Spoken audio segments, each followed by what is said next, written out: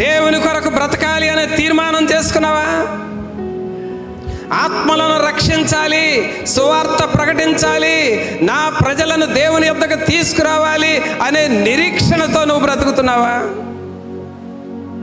అలాంటి వారు ఈ సంఘములో ఉన్నారా? అసలు నువ్వు దేవుని దగ్గరికి వస్తున్నావంటే దేవుడు ఏదో మేలు చేయాలని వస్తున్నావా?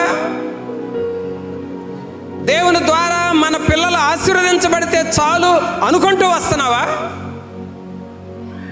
ఏదో మనం మన బిడ్డలు క్షేమంగా ఉంటే చాలులే అనుకుంటా వస్తున్నావా? దేవునికి ఎవరు కావాలి అనంటే దేవుని కొరకు జీవించేవారు కావాలి, దేవుని కొరకు బ్రతికే వాళ్ళు కావాలి, దేవుని కొరకు సాక్షులుగా ఉండాలి, అవసరమైతే దేవుని